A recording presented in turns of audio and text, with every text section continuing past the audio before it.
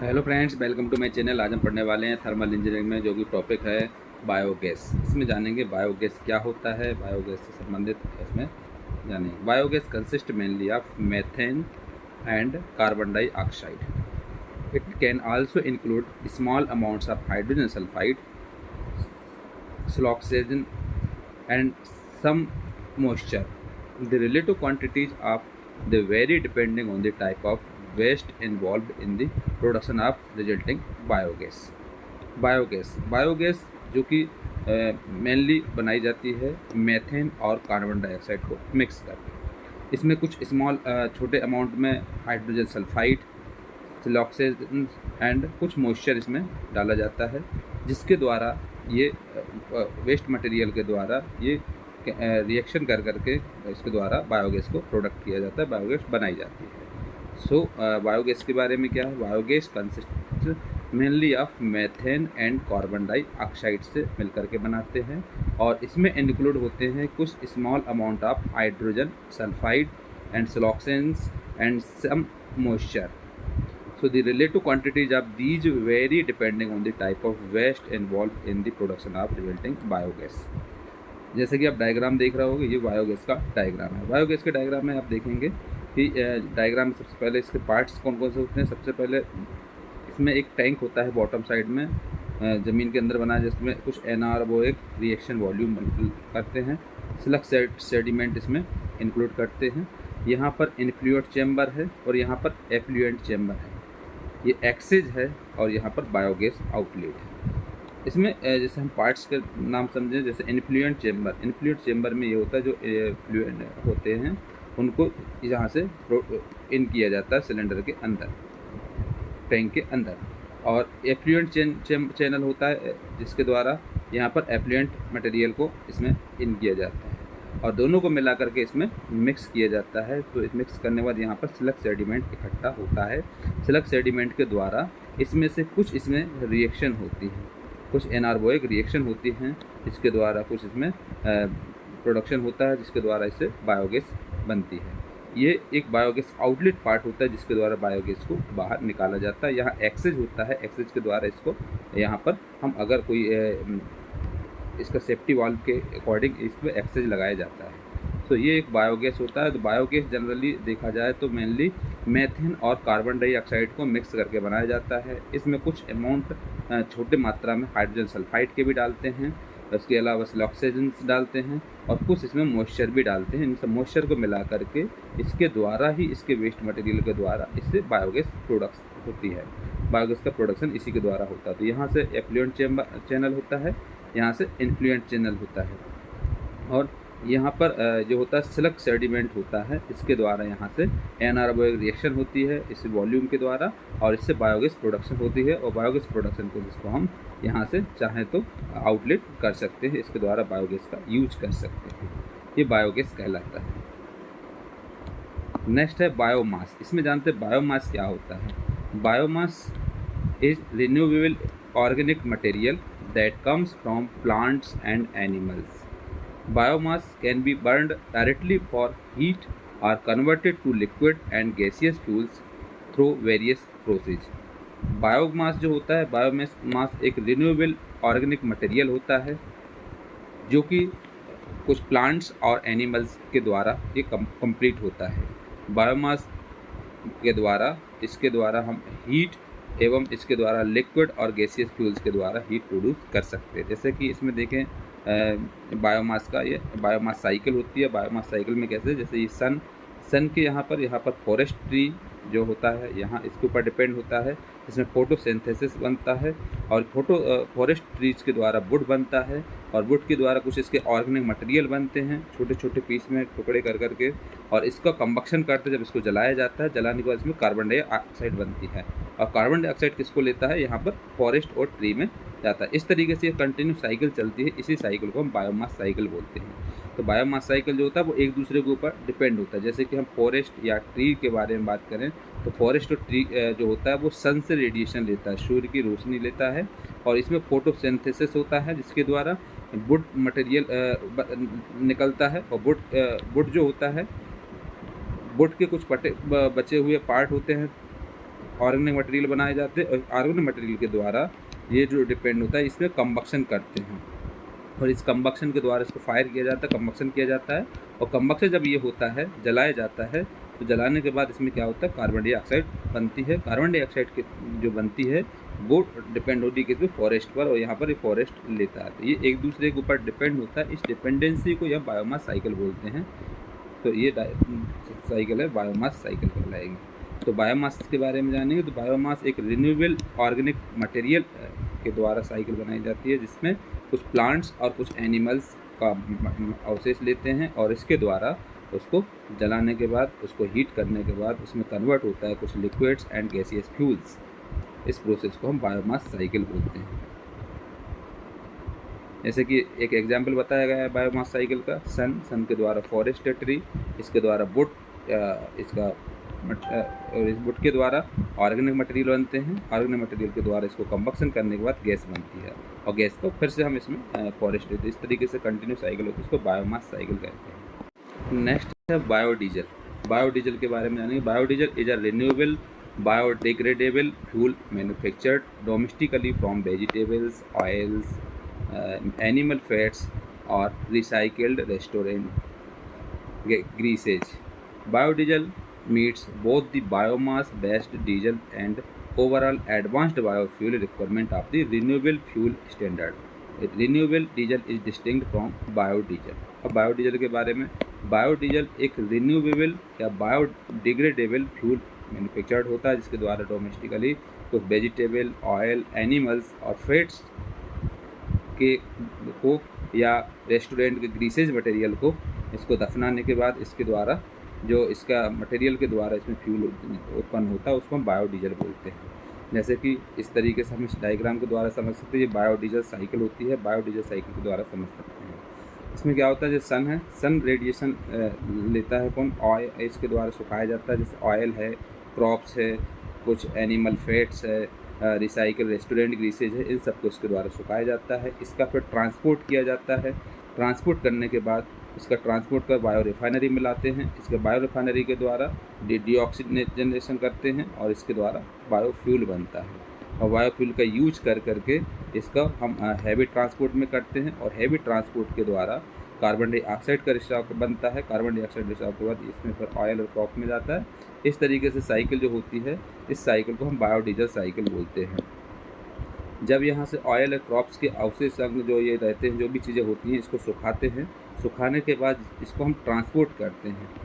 Transport करने के बाद, इसका ट्रांसपोर्टेशन करने के बाद इसको बायो रिफाइनरी में ले जाते हैं। बायो रिफाइनरी से इसका जो ऑयल और इसके द्वारा जो ग्रीसेज निकलते हैं, ऑयल निकलते हैं, इन ऑयल का डीऑक्सीजनेशन होता है और इसके द्वारा बायोफ्यूल बनाया जाता है, बायोडीजल बनाया जाता है। जिसके द्वारा बायोडीजल के द्वारा इसमें हैवी ट्रांसपोर्ट में इसको फिल किया जाता है। हैवी ट्रांसपोर्ट के द्वारा इसके द्वारा चलता है, जिसके द्वारा एक कार्बन डाइऑक्साइड बनती है और कार्बन डाइऑक्साइड ऑयल या क्रॉप्स फिर से ले लेता है। इस तरीके से साइकिल जो होती है वो बायोडीजल साइकिल होती है।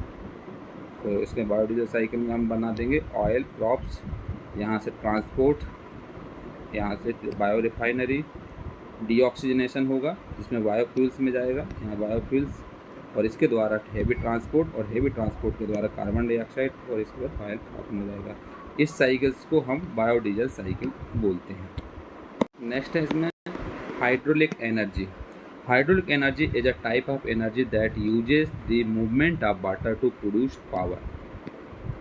It's also known as water power or hydropower. Hydraulic energy एक वो एनर्जी होती है जो वाटर के मूवमेंट के द्वारा बनता है। इसको हम प्रोड्यूस पावर बनती है वाटर के मूवमेंट के द्वारा। इस पावर को हम वाटर पावर या हाइड्रो पावर कहते हैं। इसका बेसिक प्रिंसिपल होता है हाइड्रोलिक एनर्जी की। Basic principle of hydro power is using water to drive turbine. Hydro power plants consist of two basic configurations with dams and reservoirs or without. Hydropower dams with the large reservoir can store water over short or long period in meet peak demand. Basic principle इसका ये है कि जो इसका basic principle होता है वो hydro power का इस्तेमाल करते हैं। यूजिंग वाटर को के द्वारा टरबाइन को चलाया जाता है। तो टरबाइन को चलाने के बाद इसके द्वारा हम यूज करते हैं, इसको हम हाइड्रो पावर बोलते हैं। ये इसमें हम कुछ वाटर को वाटर को इकट्ठा करते हैं, कोई डैम में या रिजर्वायर्स में, या इसके अलावा कुछ और अदर पर्सन से भी कर सकते हैं अदर चीज़ से।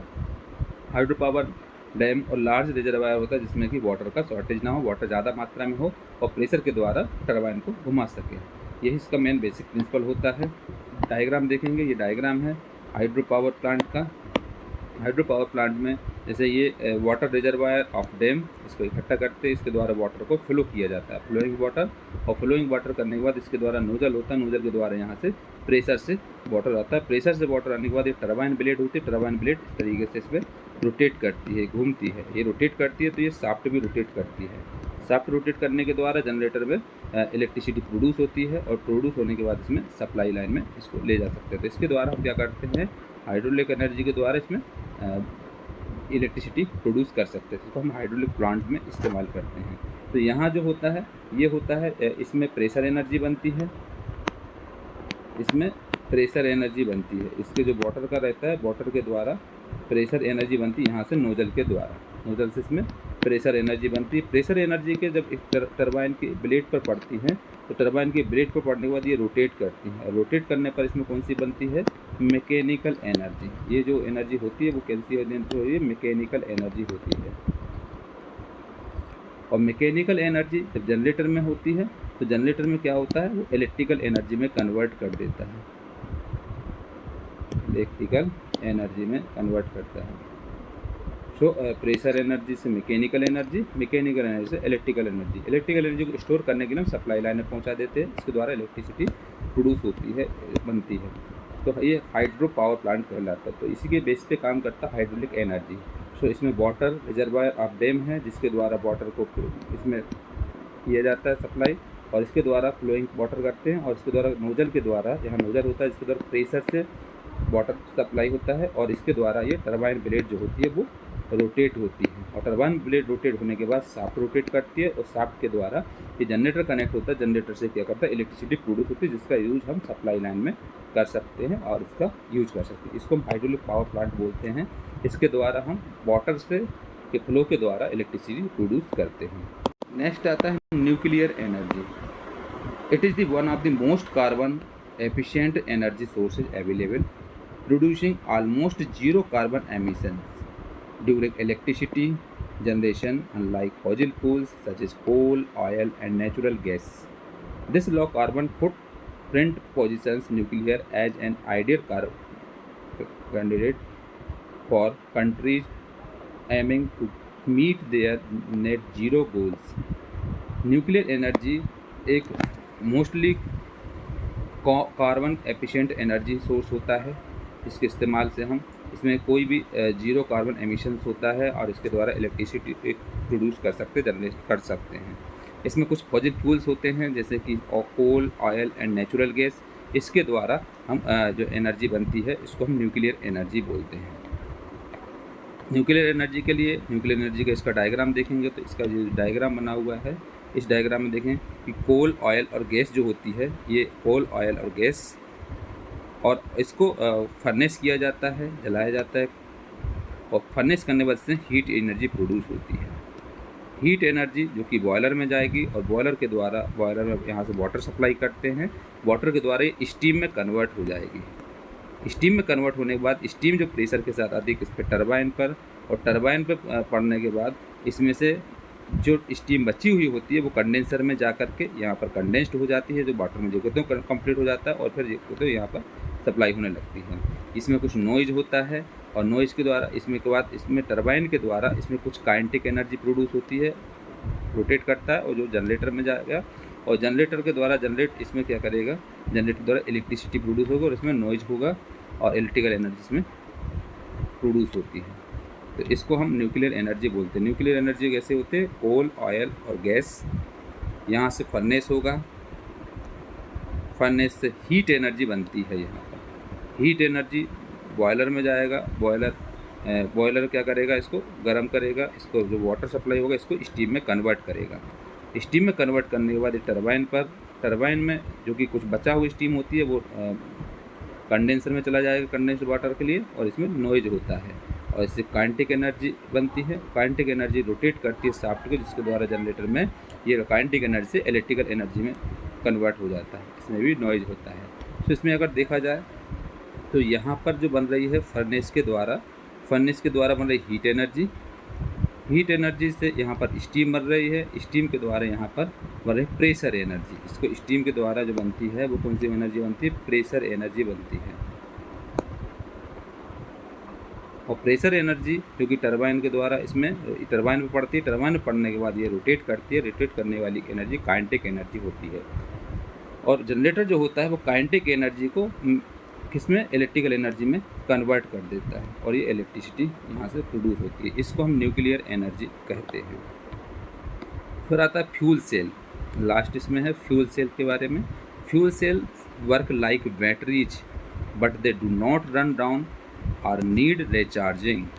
They produce electricity and heat as long as fuel is supplied. A fuel cell consists of two electrodes, a negative electrode या anode and a positive electrode or cathode sandwiched around an electrolyte. Fuel cell एक battery की तरह होता है जिसमें कि कुछ इसमें रिचार्जिंग की ज़रूरत पड़ती है और इसमें क्या होता है, इसमें इसके द्वारा इलेक्ट्रिसिटी या इसके द्वारा हीट प्रोड्यूस कर सकते हैं फ्यूल सप्लाई के लिए। इसमें दो इलेक्ट्रोड होते हैं, एक नेगेटिव इलेक्ट्रोड होता है जिसको एनोड बोलते हैं और एक पॉजिटिव इलेक्ट्रोड होता है जिसको कैथोड बोलते हैं। इन दोनों को मिला करके जो इसमें इलेक्ट्रोलाइट जनरेट होते हैं इसको फ्यूल सेल बोलते हैं। ये डायग्राम है फ्यूल सेल का। फ्यूल सेल का डायग्राम में देखेंगे कि यहाँ से हाइड्रोजन इनलेट होता है और हाइड्रोजन इनलेट और यहाँ पर ऑक्सीजन इनलेट होता है। हाइड्रोजन और ऑक्सीजन को मिला करके इसके द्वारा इसको बनाया जाता है। जैसे यहाँ पर एक ये होता है नेगेटिव और एक होता है पॉजिटिव। नेगेटिव वाला जो इलेक्ट्रोड होता है इसको एनोड बोलते हैं और जो पॉजिटिव वाला उसको कैथोड बोलते हैं। एनोड और कैथोड होता है, दोनों को मिला करके दोनों को मिलाने के बाद इसमें इलेक्ट्रिक सर्किट बनता है। सो इसके द्वारा इसमें इलेक्ट्रॉन फ्लो होता है और इलेक्ट्रॉन फ्लो के द्वारा इलेक्ट्रिक सर्किट बनता है। इसमें देखें तो हाइड्रोजन के इसमें आयन और यहाँ पर ऑक्सीजन का आयन होता है। यहाँ पर ऑक्सीजन की क्रिया होती है, यहाँ पर हाइड्रोजन की। हाइड्रोजन का प्लस आयन और हाइड्रोक्साइड होगा तो ये इलेक्ट्रोलाइट बनाएगा सॉल्यूशन, इसके सॉल्यूशन के द्वारा H2O बनता है। सो ये डायग्राम जो है ये फ्यूल सेल का डायग्राम है। तो यहाँ से हाइड्रोजन इनलेट होगा और यहाँ से ऑक्सीजन इनलेट होगा और इसके द्वारा ये दोनों के द्वारा केमिकल रिएक्शन होगी जिसके द्वारा ये इसमें कुछ इलेक्ट्रॉन फ्लो होंगे। उस इलेक्ट्रॉन का इस्तेमाल करके इलेक्ट्रिक सर्किट में यूज कर सकते हैं जिसके द्वारा लाइट को हम चालू कर सकते हैं। ये एक फ्यूल सेल कहलाता है। तो fuel cell work like batteries, battery के आधार पर ये काम करता है। But they do not run down और need recharging. They produce electricity and heat as long as fuel is supplied. A fuel cell consists of two electrodes, एक negative electrode इसको हम एनोड बोलते हैं एंड पॉजिटिव इलेक्ट्रोड इसको cathode बोलते हैं। Sandwiched around an electrolyte. तो ये जो डायग्राम होता है ये फ्यूल सेल का है। फ्यूल सेल में क्या क्या पार्ट होता है, यहाँ से हाइड्रोजन इनलेट होता है एक साइड से ऑक्सीजन इनलेट होता है। इसमें देखा जाए तो ये नेगेटिव होता है और ये पॉजिटिव होता है। नेगेटिव आयन वाला जो होता है इलेक्ट्रोड होता है उसको हम कैथोड बोलते हैं, नेगेटिव वाले को एनोड बोलते हैं और पॉजिटिव वाले को हम कैथोड बोलते हैं। तो एनोड और कैथोड होता है। तो अगर हम देखें ये नेगेटिव है ये पॉजिटिव है तो ये नेगेटिव वाला जो रहेगा वो कहलाएगा एनोड और ये कहलाएगा कैथोड। एनोड और कैथोड को मिला करके जो इसमें सर्किट होता है इलेक्ट्रॉन फ्लो होता है और इसके द्वारा इलेक्ट्रिक सर्किट को यूज करते हैं, इससे बनता है। इसको हम फ्यूल सेल कहते हैं, ये फ्यूल सेल कहलाता है। तो fuel cell work like batteries.